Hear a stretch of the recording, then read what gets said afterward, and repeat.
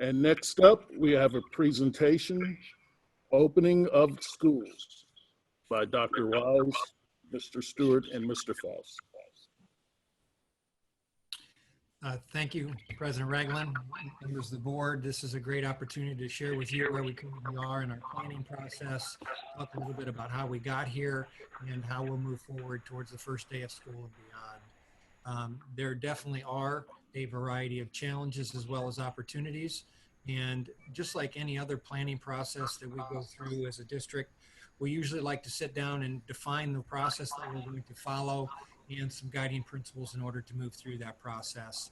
Uh, the, our process to get to this point and the way we've done this is we first started with a data gathering process to take a look at how last year went, where things were, risk factors, a variety of different data points that we looked at. From there, we stepped into an idea creation phase that led us to the possibility of essentially 3 different options, which we'll discuss with you tonight.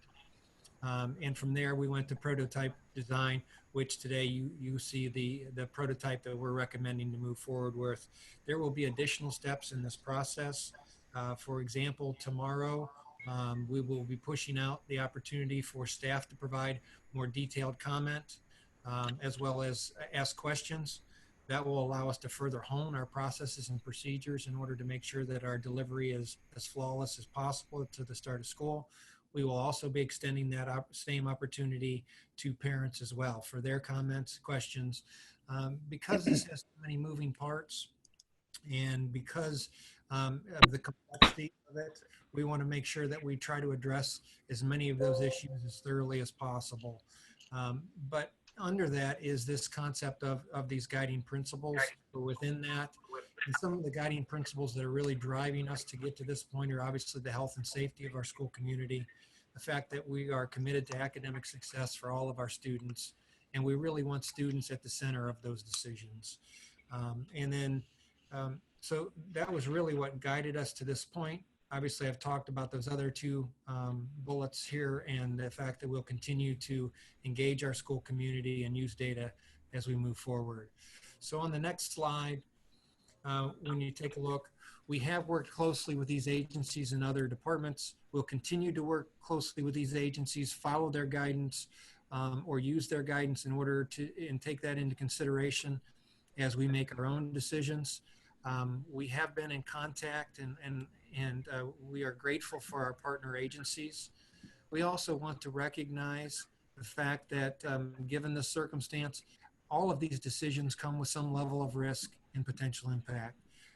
At the end of the day, there is not a way forward that does not involve some level of risk, either with social, emotional, learning, or health consequences for our school and staff. And so we're working to move forward in a sensible way that allows us to move forward and also minimize the impact to the greatest extent possible.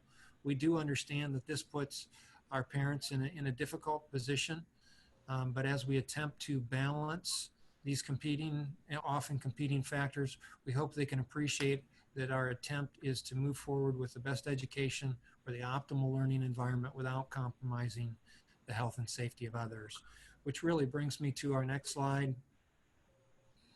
And that's really what this slide is designed to show as much as anything, is the fact that there are competing interests here as far as factors. Different methodologies or delivery methods have with them different levels of risk depending on what your focus area is. And so I won't go too deeply in this, but these are some of the decision points and why it's difficult to make decisions. The other thing is with the fluid nature of the virus and the way things have progressed through our summer reopening, it's very likely that we may need to shift at any given time throughout the school year. And so we want to provide this as a little bit of that rationale. So go ahead, Meredith, to the next one. So as we move down this path of how we're going to proceed, I'll stop after kind of each section in case the board has specific questions for that. So after this, we talk about face-to-face learning options, and then I'll stop, and then we'll stop after our conversation about the virtual learning, and then we'll stop after the conversation about masks and see if the board has any questions, because I realize this is a rather complex issue, again, with lots of small, lots of components that have questions or need processes, or will need clarification. I said a lot of this at the beginning, but I do want to understand that part of the reason for the transition, and part of the reason we are recommending moving forward in this fashion is our experience with reopening this summer, the fact that we anticipate spikes or flare-ups or absenteeism could result in our need to shift delivery methods or models. And also, I think it's important to understand this could be a specific building that needs to make an adjustment, not just the entire district. The other piece that ties into these decisions is the way that we're being directed from the Department of Health. Their current protocols require any individual that's been within 6 feet for 10 or more minutes of a person who's tested or has a confirmed case of COVID-19 to self-quarantine for 14 days. So that could have a direct impact on our ability to function. Absenteeism could be a determining factor in our ability in order to keep buildings open and move forward. We will be using a variety of data sources as we move forward in order to best accomplish what we want to accomplish. And those are listed for you on the screen. They include student, staff absenteeism. The risk levels is outlined by the Ohio Department of Education, or the Ohio Department of Health, excuse me, color-coded system. Recently, the Ohio Department of Health has talked about delivery and the way it aligns. In general, they see and they would recommend that at purple, things go to 100% virtual. In red, they'd be in a blended format, and in yellow and orange, that they be 100%, we can go 100% face-to-face with hygiene practices and mitigating factors or mitigating, can't find the right word tonight, with protocols in place in order to minimize risk, I guess is where I want to go with that. The other factors we'll look at here are the daily hygiene practices of students and social distancing behaviors. All of those things will be taken into account as we look to move throughout the school year and as we look to make adjustments throughout next school year. So one more slide for me, and then I'll turn it to Dave Stewart for a while. So here's where we're at. We are recommending that we would start school this coming school year in a blended model. One group of students would receive face-to-face instruction on Mondays and Tuesdays, and let's call that the blue group. And on Thursdays and Fridays, the second group would receive face-to-face instruction. This is a green group. Wednesdays will then be used for more deep and thorough cleaning for some of the areas that aren't considered high traffic, that aren't high touch areas, so we can do a more complete process. That deep cleaning would be done twice a week. It would be done essentially after each group. If the processes are working well and our data supports the decision to do so, we anticipate moving to 100% face-to-face on September 21st. That would give us a period of time to see how it's going, to see if we're experiencing any flare-ups, to make sure that we've got any processes and procedures taken care of, or protocols that need to be put in place, and give us a firm handle on where things are, because that's essentially almost a month before we would make the transition. I do want to reiterate or emphasize for folks that the future is unpredictable, and the way that this virus works with community spread, there is the real possibility that this recommendation could change or will change shortly after the start of school, but we'll do our best to communicate that. But based on today, our current experiences, this would be our recommendation for beginning the school year, the 2021 school year. So at this time, Dave Stewart will take the next slide and talk a little bit more about the specifics of our blended, some of those decision points, how it works, to give you a little more detail. Mr. Stewart? Thank you, Dr. Wise, and good evening, members of the board. As Dr. Wise said, I'm going to give just an overview of some of the more operational components or logistical components of what this blended learning model might look like. So again, if and when we are in a blended learning model, what we will be doing is on a daily basis drastically reducing the number of students who are in attendance on any given day. And when they're in attendance, we will utilize all the available guidance that we have to emphasize to the greatest extent possible best practices in the areas of distancing, hygiene, face coverings, cleaning, so on and so forth. So again, as a reminder, what we will do is create a blue group and a green group.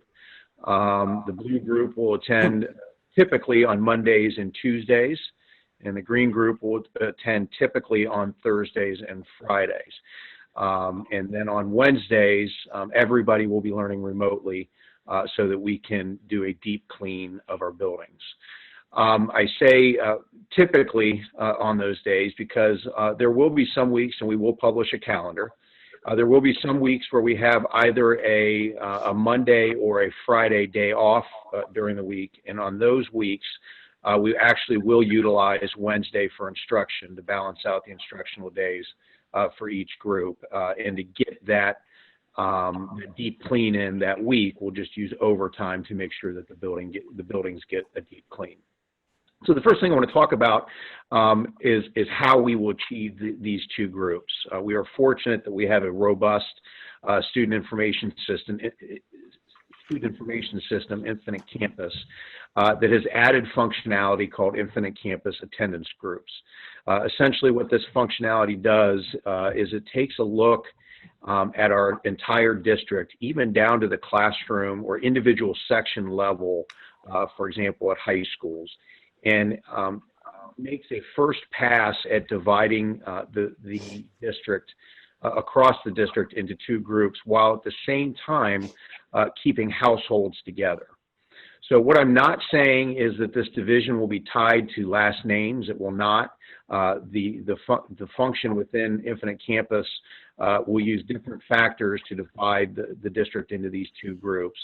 And certainly I think I should point out that in order to achieve two groups across all buildings while at the same time keeping households together, it won't be an exact 50-50 split at every building every day on these two groups, but we will have the ability after the Infinite Campus piece runs its algorithms to do some balancing even further. Our intent would be to notify families in August after all of the applications are in for the Virtual Learning Academy that we'll talk about here in just a little bit, to split into two groups and notify families which group their children are in. Turning our attention to cleaning and sanitation, we will have daily, obviously, cleaning and sanitation, as well as we are committing to two deep cleans of each building per week. We are developing protocols for all of that, and we will be communicating those protocols not only to custodians, but we'll be communicating those to teachers and parents as well. The protocols will be part of an FAQ document that will be available on our website shortly. Additionally, we will have hand sanitizer and disinfectant available in every classroom in the district. We are also currently purchasing devices that can sanitize large areas in a very short period of time. Think of like a fogger or a pump sprayer where we can disinfect large areas in a very short period of time. We are installing plastic shields in all of our reception areas, and we've made the determination to leave our water fountains on, but we will be encouraging students to bring their own water rather than using those water fountains. Turning to food service, most of our meals will have a grab-and-go feel to them in the form that they'll either be pre-packaged or pre-plated. In other words, students will be handed a tray or a package of food and will not be rooting through a bin, for example, of milk and touching the different cartons of milk.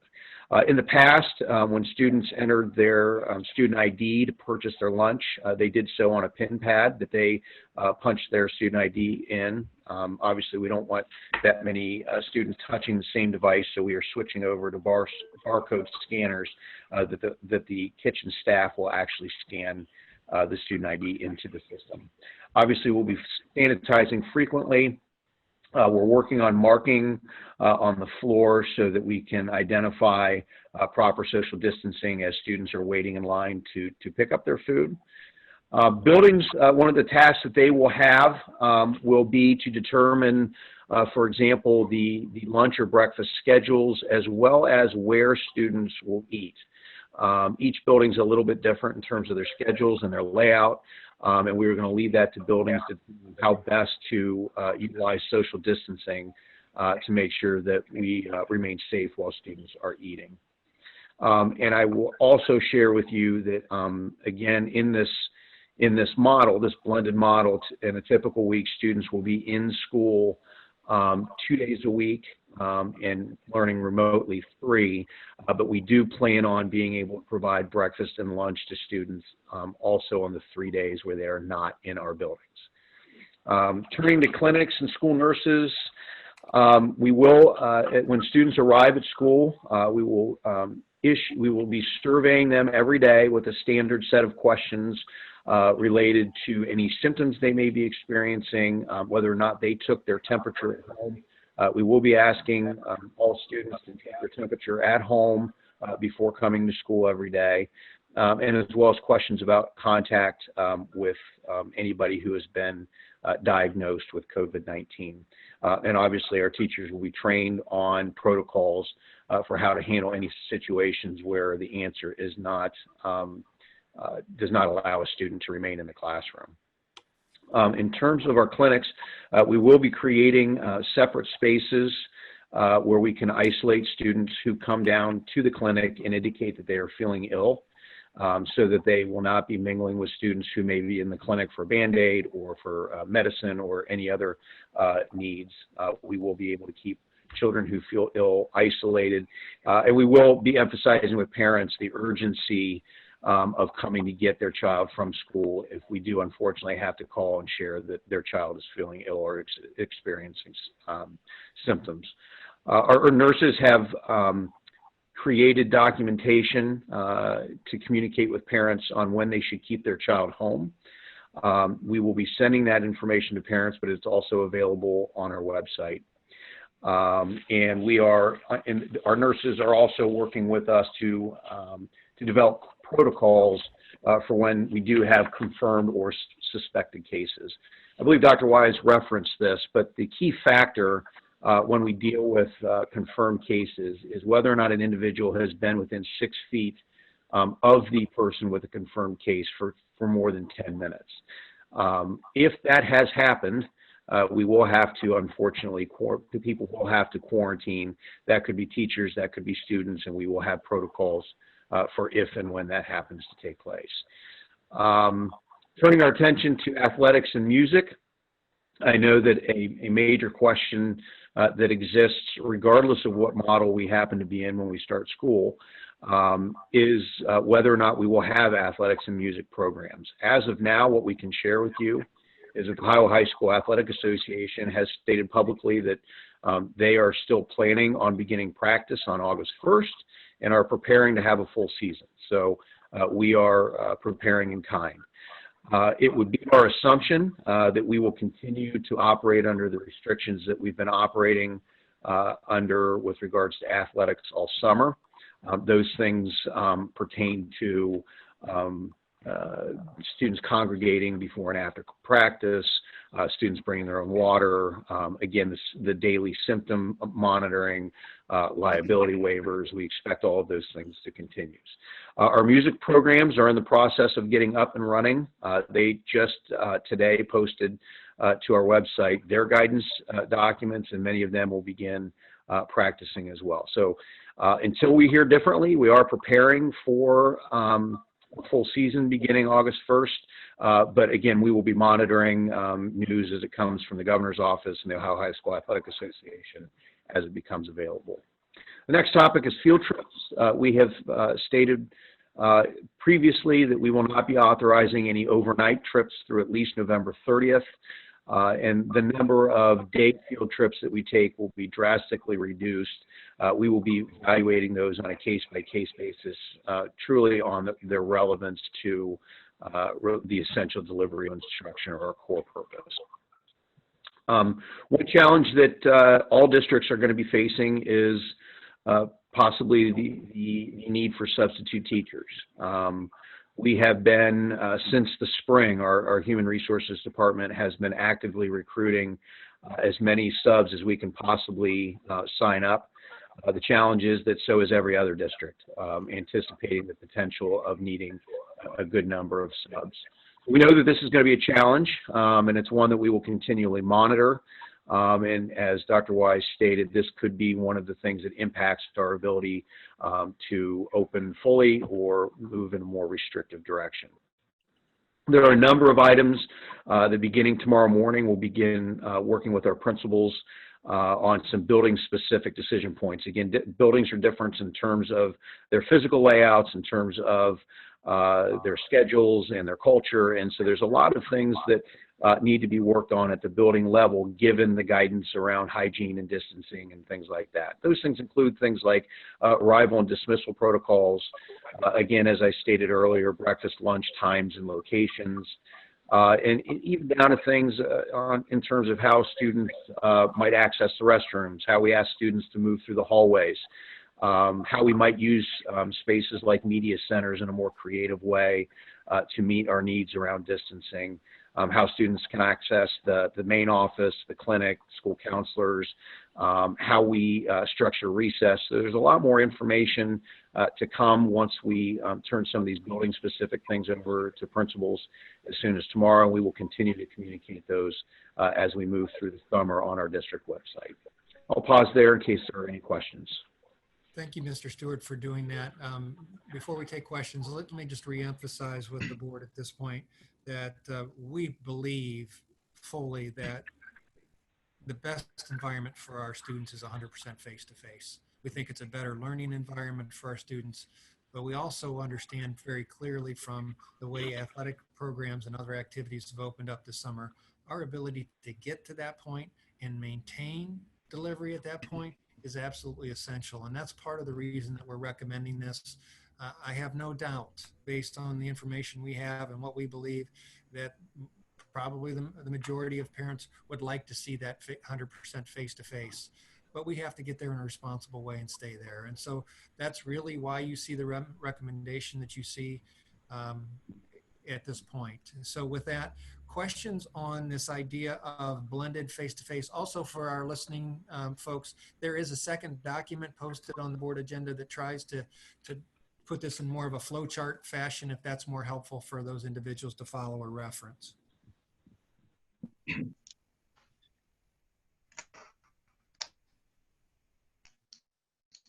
Questions, board? So I guess I'll go first in case anyone else has a question. My first question is about, so I was going to ask about siblings, if families and households were going to be left together, and you answered that question.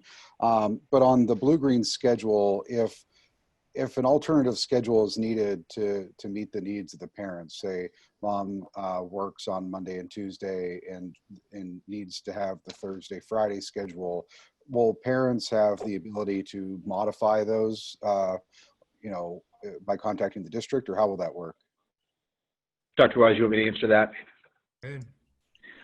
So yes, there is flexibility. One of the nice things about this functionality is that the system creates the initial two groups.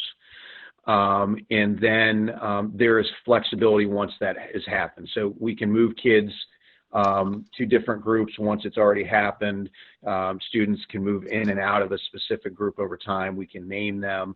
So at the building level, a principal or a building staff would have the flexibility to work with a family around situations like that. With that said, that's not a guarantee that it's feasible just based on space and our, again, some of the parameters that we're working with, but principals will have the ability to make adjustments either at the classroom level or at the grouping level once that initial run takes place.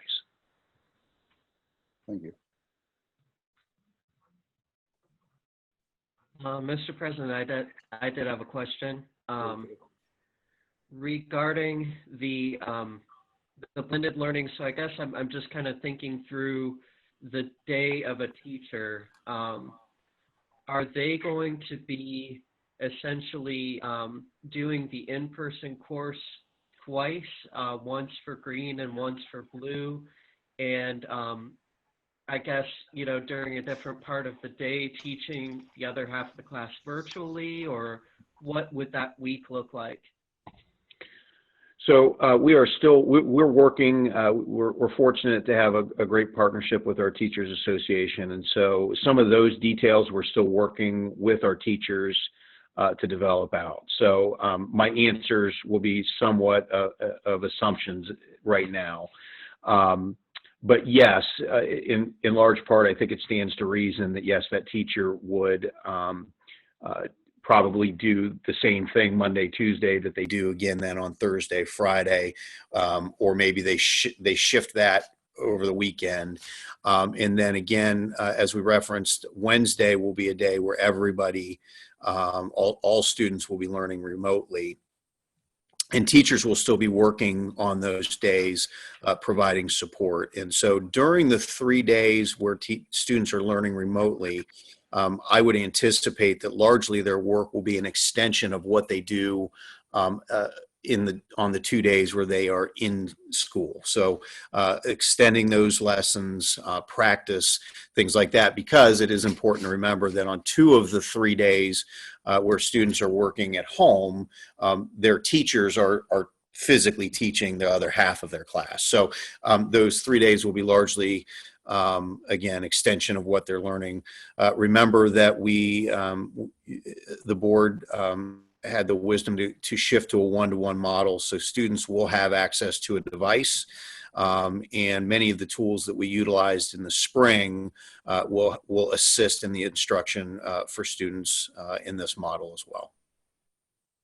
Thank you, Mr. I would echo Dave's comments in that, but I would also say the hard part for us is we've got so many wonderful and talented staff and creative that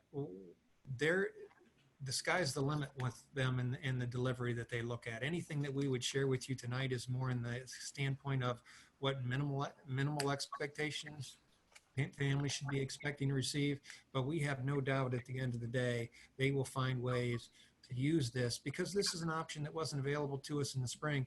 They will have students face-to-face for a period of time. So the ability to leverage that in such a way that we can accelerate work, that we can push the virtual farther, to be able to pass physical items back and forth for completion or assignments, or to have them take things home with them, really advance that to open up the full continuum of learning options. And so we're excited to see what this looks like and how we use this to accelerate. And the other piece that it does is, while teachers do have students, it allows for a little bit more personalized learning environment for those areas where students need additional assistance. So we're hopeful that this will allow us to gain some ground on some of the learning that was lost in the spring, or some of the regressions that typically happen over the summer. Thank you, Dr. West. And I have a question regarding, it's a facility question, and I heard it earlier, but I didn't write it down. You said the water fountains will be available for use at the buildings. And the second part of that is, I know our newer buildings have the bottle fills, but do the older buildings, were they ever retrofitted with those type of fountains? Mr. Ragland, I don't have a specific number of bottle fillers, but we do have bottle fillers throughout the district. We are going to leave, fortunately or unfortunately, there's no way to turn off the fountain but leave on the bottle filler. They're connected, and we certainly don't want to leave students without access to water during the school day. So yes, you heard that correctly. We are going to leave the water fountains on, but we are going to make a real push with students to bring their own water during the day. So that they're just drinking out of their own container.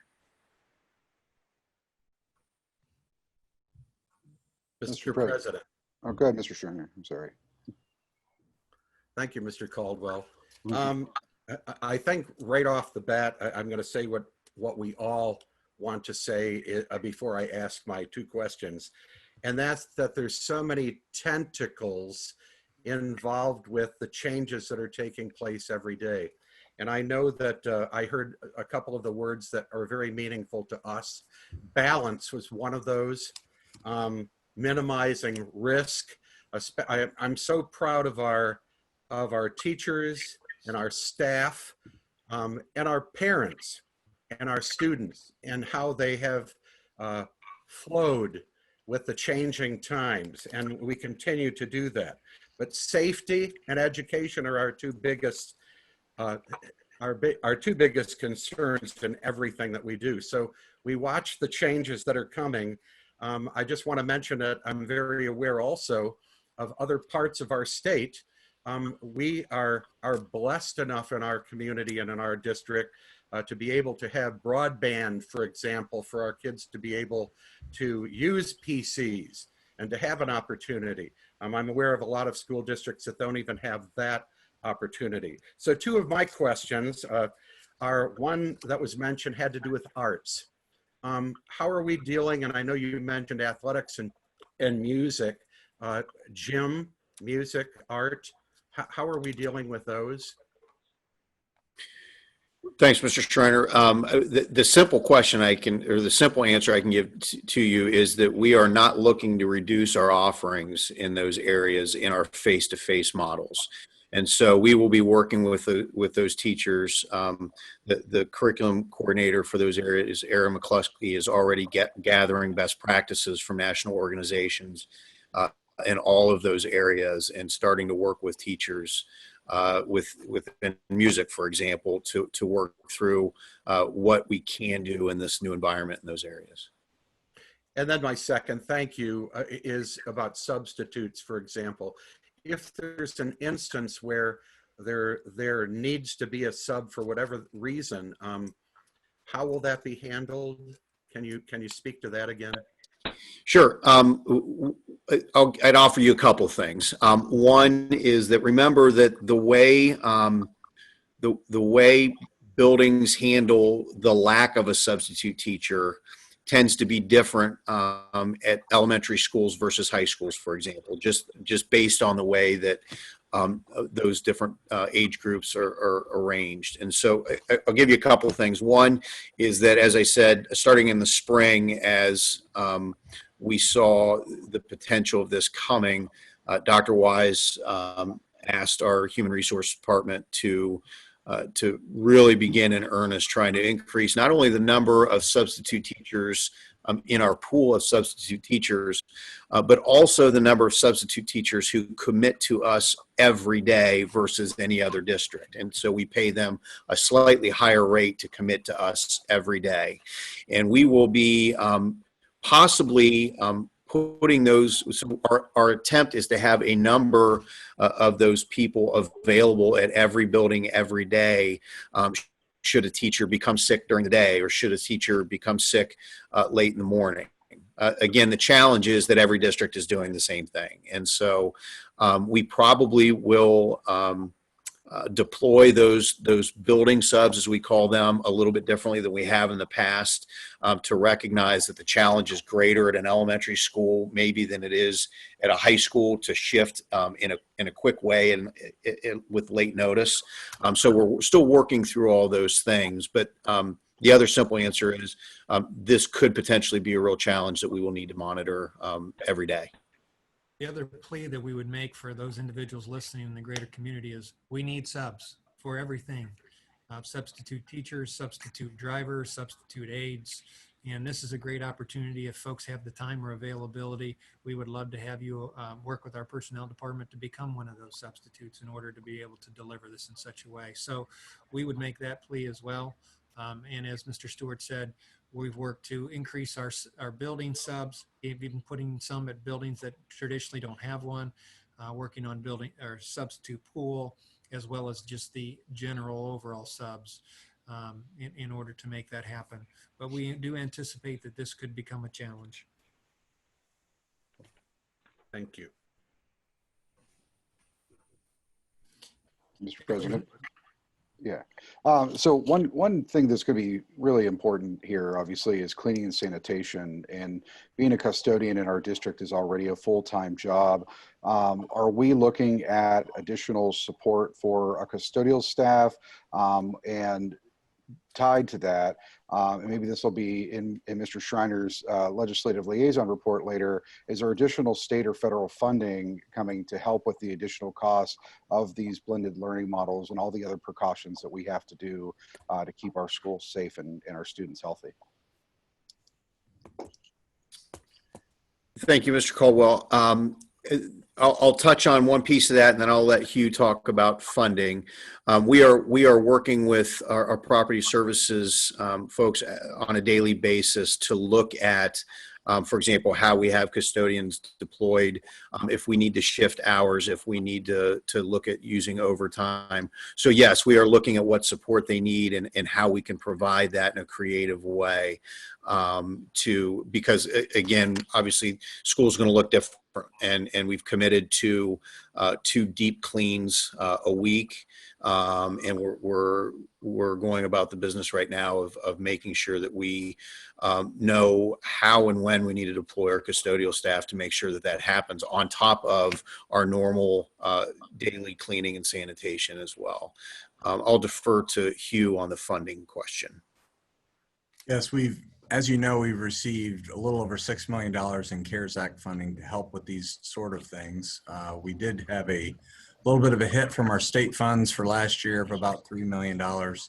We hear there's additional funds coming in like a round 2 of CARES Act funds. We don't know what those dollars entail.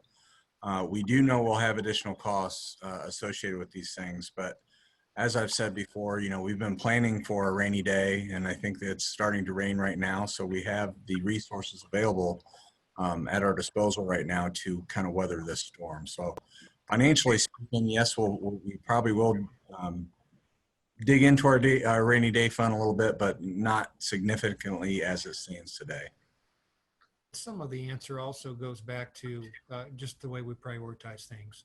We know that with bringing students back, we're going to have to make sure that those high touch areas, doorknobs and bathrooms and the general high contact are cleaned multiple times a day.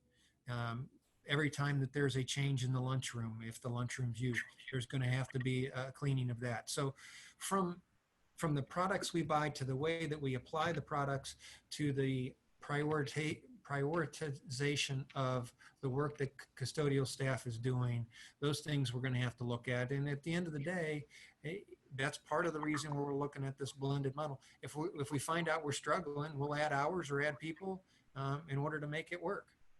That's part of what we need to do in order to support students. So still lots of unanswered questions, but we do recognize there's an expectation and a need to maintain health and safety that way, and we anticipate that being the case. Thank you all. So if we're okay, I'll transition to the virtual learning component. And so if you think about this, we understand from our conversations with parents that there is a group of individuals who really, for a variety of reasons, and the reason is really not the key for us, but if they may be uncomfortable returning their child to school until there's a vaccine that's widely available. And so we understand that. We appreciate that. And so we've created a virtual learning academy where the students can remain in our building.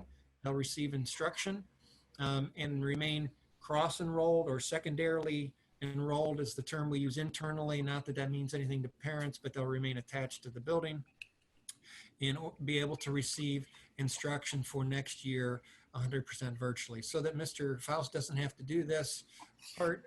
Let me reemphasize here, in order for us to staff and make this work, we need parents to commit to the program, and when they commit, we expect them to commit for the entire school year regarding the changing environment. So that's the one caveat. This is an expensive endeavor. We're glad to meet the needs of individuals for whatever those reasons are, but we need that commitment. So that's the one thing we're asking up front.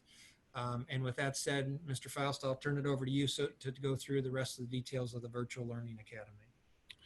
Dr. Wise, unfortunately, we've had a little bit of a glitch with Zoom, so you're stuck with me again. I'm going to pinch hit for Mr. Faust and take it. Dave, I'll take it. That's okay. Okay. We'll just go through the rest of the virtual learning. The Virtual Learning Academy, we are going to partner with Jefferson County ESC, who we've partnered with for over a decade. That will be our primary support, really looking for our 912 students. Meredith, I'm already on the next slide for you. K-8 will be primarily our staff, and if necessarily supplemented with third party, but we think we can pretty much do this. If you look at the other document attached, it also has a variety of resources we'll use to support our K-8 standards. Both of these programs will use state standards. K-8, they will be using specifically Southwestern standards in order to teach the courses. They'll be supplemented in a variety of ways.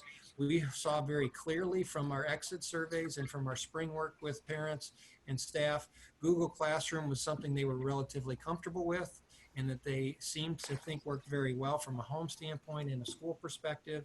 And so that will be our primary delivery method for K-8. And we think we can get this done almost exclusively with our staff. In order to do that, we're working with the association now in order to figure out how we do that in such a way that makes sense.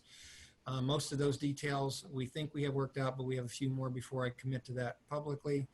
And then through, like I said, 9 through 12, part of the reason we're partnering here is we think that there will be students who choose options where there's not a critical mass in order to offer the course, and that's why we're partnering with the third party. For example, a French 4 or an AP Science of some nature. There may be some students that choose virtual that want it, but not really enough for us to commit the staff. By partnership here with the Virtual Learning Academy, we'll be able to offer most of the elective or most of the courses that students want and be able to provide a continuum of courses to those students. Again, some of the specialized courses, just like usual, there's additional costs associated, but in general, we will be able to meet those needs. We are doing this as a first come, first served basis for individuals. The sign up process will begin on July 20th and close on August 7th. So individuals be able to communicate their interests. That's for students in order to participate. That way we can start to work on staffing and staffing levels as well. Staffing is not unlimited for this. And so we think that we need to be able to balance those as we move through this. But in general, we think most of the individuals who want this service will be able to be serviced in this way. As I mentioned, it is a commitment for the year, and this will be 5 days a week of virtual support. We also recognize that our teachers are still not experts. They're much better at this than we started in March, and so we'll be using information from them, surveys from them, to continue to provide staff development and hone that in order to become even better at the delivery options here and the disbursement of education and communication. So again, this is a option for parents, not a requirement. First come, first serve. However, we do think we'll be able to serve the majority. It'll be primarily our teachers, supplemented by, and the process starts on July 20th, and folks are asked we'll close that window then on August 7th. Questions on the Virtual Learning Academy? Again, there's a whole list of options and materials that we'll use to provide that instruction, but it's essentially an internet-based approach. Any questions? Not really a question, just a comment that I think it's amazing that we're offering this as an opportunity for our students. You know, we have students that have compromised health conditions and other fears surrounding coronavirus. And I think offering this as an opportunity for our students is just a really great alternative for those kids. And so, you know, kudos to the team that helped put this together. And I probably need to thank the team as well, Mr. Caldwell. That's appropriate. We've had many folks who have given countless hours to bring this together, and from all all of our employee groups participated in this process, as well as we've had parents input and student input. So we've solicited those pieces, and they've been very helpful in getting us to this point. So that's probably something I failed to do earlier and should have as well. Other questions on the virtual? And do you have maybe an estimated date for the cap? It will be determined at a later date. This would be much like special permission. We'll see where we're at, but we'll have a very good handle on where we're at with this and what the interest is, since the window's designed to close by August 7th.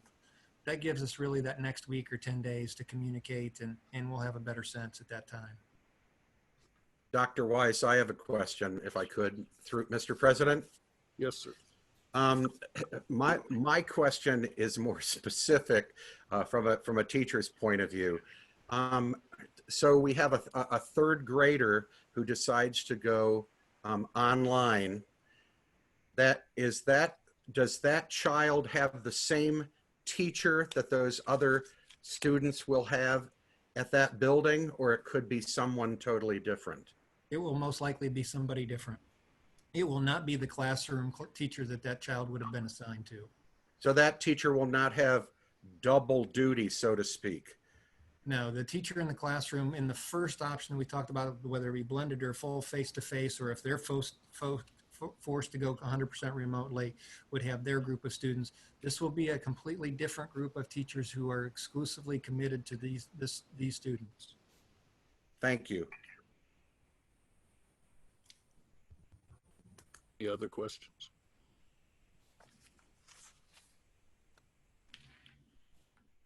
Then, not to be presumptuous, but hearing none, let's move to the next slide on masks.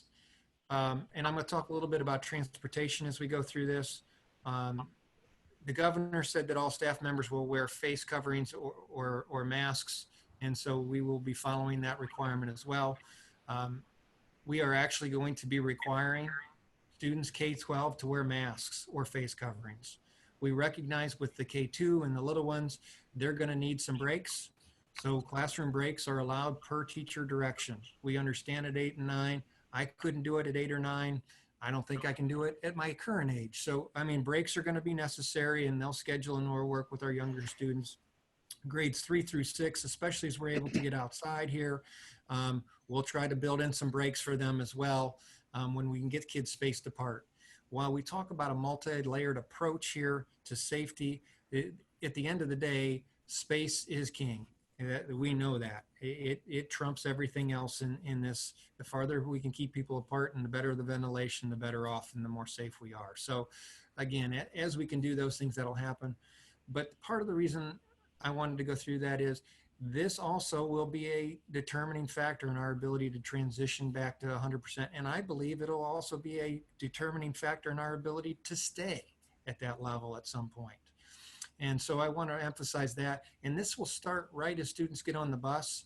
There is no practical way that we can provide transportation to our students with reducing numbers on buses in any significant way. It's just not practical, and we know that.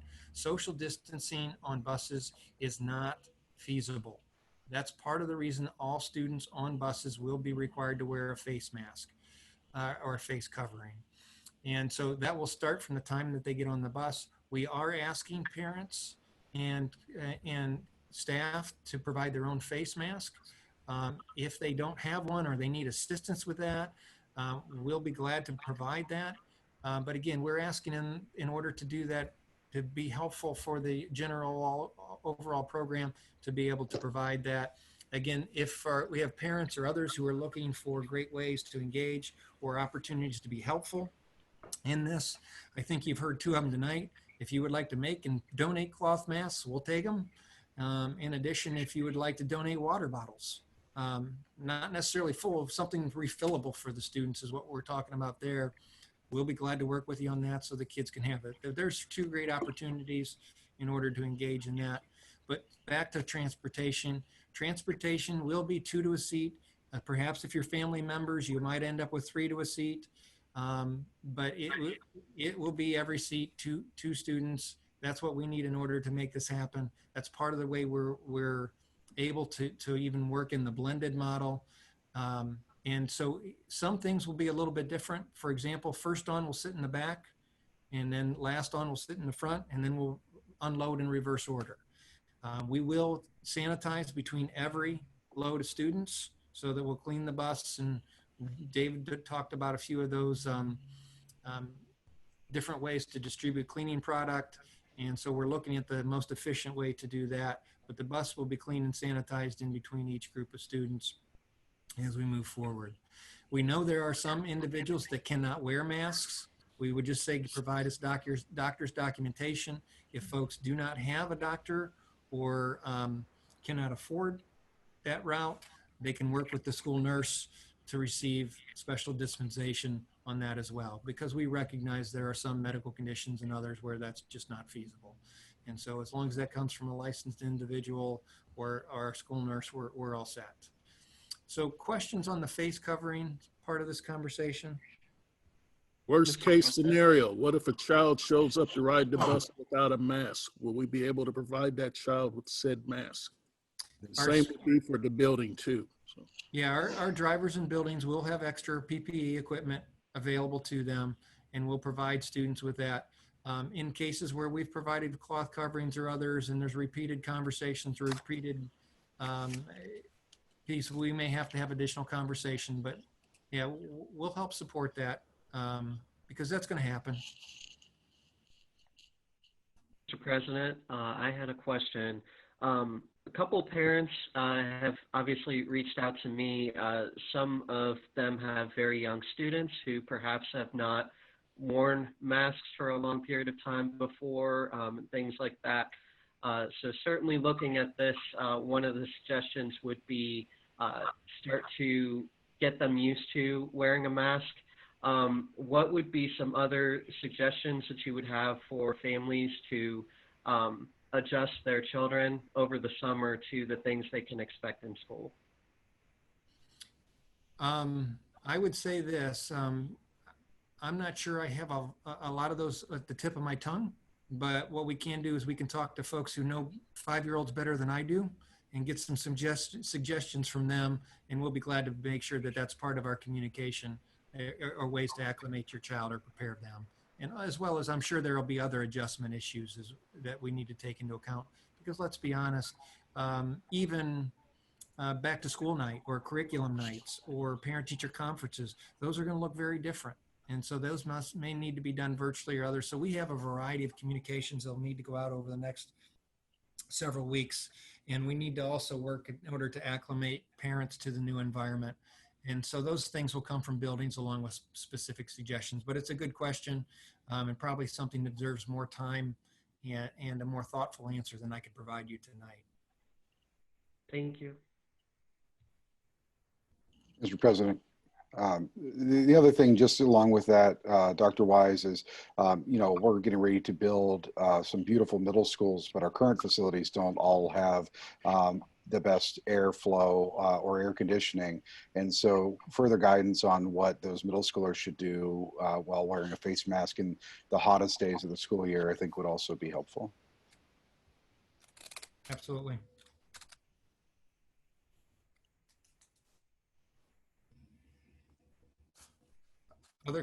Yeah, we'll work on that and being able to communicate that. Other questions here? Then for the next slide, general health procedures, obviously we'll have hand sanitizer in every classroom. Folks are asked to use it going in and out of various classrooms or out of new spaces. I'm not going to go through all of these. These will be more detailed. But I wanted to just highlight a couple under enhanced procedures that we may not have talked to at this point. The no shareable classroom supplies. We will provide supplies as we normally have done for general classroom type of activities, but we'll be working with staff in order to create activities where students don't need to share those types of things, where they have their own materials and they can either put them in their cubby type of thing or take them back and forth with them. As Mr. Stewart mentioned, we're going to look to grab and go as well as pre-plated as much as possible and expand that for lunchroom activities, as well as the one that I want to hit that we really haven't talked about is visitors will be limited when entering the building and be required to follow new procedures as well. We really don't want to be introducing more individuals to the environment than absolutely necessary. And so that's really what this is aimed at. And so we'll work through that process and make sure that's clearly spelled out, because that's one of the things we want to do. Additional communication then on the next slide. We will, today is the 13th. Tomorrow we'll be communicating with our staff, providing them the input for additional feedback into this draft plan, as well as parents and community. We'll look at, we already mentioned the virtual sign up. Our back to school website will become more active tomorrow as well, so people can get additional information. But part of this process at this point, there will be a comment opportunity for both staff and for parents, general community to comment on the plan. Help us identify those areas that we've perhaps left out or have questions we haven't answered well at this point, so we can do that. And we'll start a frequently asked questions document and try to get that information out. It'll take us a little bit of time, but we're hopeful we can do that. And then you see that if adjustments are necessary, or if we make additional adjustments, we'll try to finalize those through this vetting process by the end of the month, so we can communicate to parents exactly where we're at, reconfirm where everything stands, and then we'll follow our normal procedures, with the first day for students being August 27th. With that, Mr. President, we'll take any additional questions or. Okay. Any additional questions, comments, concerns? Well, thank you, Dr. Wise. Did a fine job as usual.